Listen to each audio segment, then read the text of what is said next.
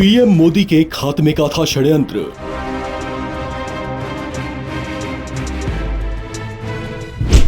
मारा गया सीआईए का सीक्रेट एजेंट। किसने किया इतना बड़ा खुलासा? अमेरिका की कुख्यात खुफिया एजेंसी सीआईए पर एक बार फिर से सवाल उठे हैं। सीआईए पर दुनिया भर के देशों में सरकारों के उलटफेर, दो देशों के बीच टकराव और युद्ध जैसे हालात पैदा करवाने और यहां तक कि अलग अलग देशों के नेताओं की हत्या की साजिश में हाथ होने तक के आरोप लगते रहे हैं। दुनिया के कुछ बुद्धिजीवी यहां तक कहते रहे हैं कि सीआईए किसी देश में सिविल पीस को बिगाड़ने की कोशिशें करती रही है, किसी देश की सरकार पर प्रेशर बढ़ाने के लिए वहां पर कुछ तत्वों को अपने प्रभाव में लेकर नागरिक विद्रोह तक करवाती रही है। हाल ही में नेपाल और पाकिस्तान और उससे पहले बांग्लादेश में भड़के हिंसक आंदोलन में भी इसकी भूमिका पर आशंका जाहिर की जाती रही है। उसके बाद क्या अब इसकी निगाहें भारत पर हैं? क्या भारत को भी अस्थिर करने की कोशिशें की जा रही हैं? ऑर्गेनाइजर की एक रिपोर्ट में एक सनसनीखेज दावे ने हड़कंप मचा दिया है, जिसमें एक अमेरिकी अधिकारी जिसका नाम टेरेंस ऑरवेल जैक्सन बताया जा रहा है और जो कुछ समय पहले बांग्लादेश की राजधानी ढाका में होटल के एक कमरे में संदिग्ध परिस्थितियों में मृत पाया गया था।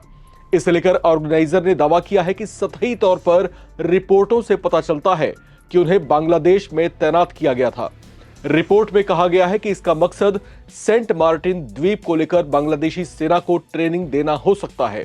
अब अमेरिकी स्पेशल फोर्स के अधिकारी टेरेंस ऑरवेल जैक्सन की रहस्यमयी मौत की घटना ने दक्षिण एशिया, खास तौर से भारत में आंतरिक क्षेत्र में अमेरिकी खुफिया कार्रवाइयों को लेकर संदेह को काफी हद तक बढ़ा दिया है। ऑर्गेनाइजर की रिपोर्ट में अमेरिकी सुरक्षा अधिकारी की मौत को लेकर आशंका जताई गई है कि क्या अमेरिकी अधिकारी को भारत और प्रधानमंत्री नरेंद्र मोदी को निशाना बनाने के इरादे से ढाका में तैनात किया गया था। ऑर्गेनाइजर ने अपनी इस रिपोर्ट में लिखा है, The latest episode of the mysterious death of the US Special Forces officer Terence Erwin Jackson in a hotel room in Dhaka, Bangladesh on August 31st further stirs doubts regarding US intelligence action in South Asia, specifically in India's backyard. The death of the US security official has particularly catalyzed apprehensions about whether the US officer was particularly deployed in Dhaka with an agenda to target India and Prime Minister Narendra Modi. Analysts speculate that there might have been an ideation and attempt to assassinate PM Modi.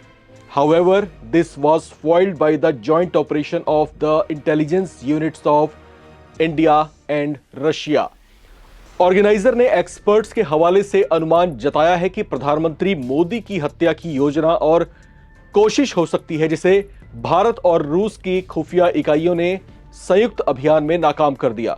Report में कई सुराग और घटनाओं को जोड़कर अनुमान लगाया जा रहा है कि जैक्सन और भारत और खास तौर से प्रधानमंत्री नरेंद्र मोदी के खिलाफ कोई गुप्त कार्रवाई या असाइनमेंट पर तैनात किया गया था, लेकिन उसका प्लान नाकाम हो गया।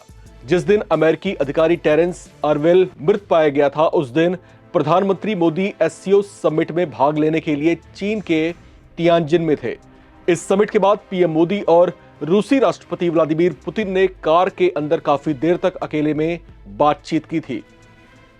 तियानजिन में मोदी पुतिन की इस मुलाकात की खूब चर्चाएं हुई थी और इसे ग्लोबल कवरेज भी मिला था। ऑर्गेनाइजर ने दावा किया है कि अलग अलग बुद्धिजीवी अपने अपने स्तर पर इस बात का एनालिसिस कर रहे हैं।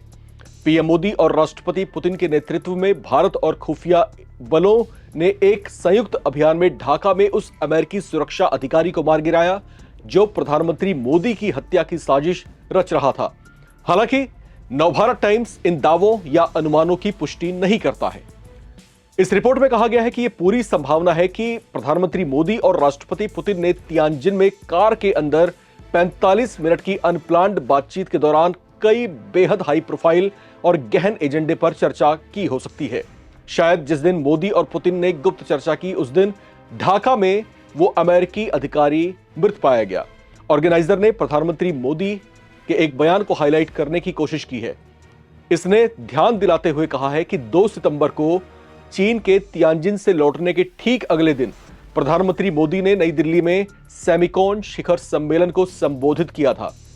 इस कार्यक्रम के दौरान प्रधानमंत्री मोदी ने पूछा था कि क्या आप इसलिए ताली बजा रहे हैं क्योंकि मैं चीन गया था, या इसलिए बजा रहे हैं क्योंकि मैं वापस आ गया हूं। विश्लेषकों के मुताबिक प्रधानमंत्री मोदी की एक गूढ़ टिप्पणियां एक गंभीर संदेश देती हैं। इसमें प्रधानमंत्री के जीवन को खतरे के बारे में जो है कोई हिडन मैसेज छिपा हो सकता है। डोनाल्ड ट्रंप पिछले कुछ महीनों से लगातार भारत विरोधी बयान दे रहे हैं। वो पाकिस्तान की तरफदारी भी कर रहे हैं। पीएम मोदी के लिए कठिन माहौल बनाने वाली राजनीति की जो बयानबाजियां उनकी तरफ से की जा रही हैं, वो भारत के लिए बेहद चुनौतीपूर्ण और खासतौर से प्रधानमंत्री मोदी के शासन के लिए भी चुनौतीपूर्ण मानी जा रही है। ट्रंप ने भारत पर 50% का टैरिफ लगा रखा है। इसलिए सवाल उठ रहे हैं कि क्या तमाम पड़ोसी देशों को परेशान करने के बाद अब अमेरिका भारत को अस्थिर करने की कोशिशों में लग गया है? क्या सीआईए भारत को अस्थिरता की आग में झोंकना चाहता है, जैसा नेपाल, बांग्लादेश और श्रीलंका में इससे पहले हो चुका है? हालांकि नवभारत टाइम्स इन तमाम अनुमानों की पुष्टि नहीं करता, इस बात को हम यहां पर दोहराते हैं। लेकिन अगर यह रिपोर्ट सच है तो भारत अमेरिका संबंध को पूरी तरीके से यह प्रभावित कर सकता है। और हालिया दिनों में जिस तरह के संबंध जो है अमेरिका और खासतौर से भारत के बीच देखे जा रहे हैं, जिस तरह से गतिरोध दोनों देशों के बीच में बढ़ता हुआ देखा जा रहा है, पिछले कई दशकों में भारत और अमेरिका के संबंध ऐसे नहीं थे।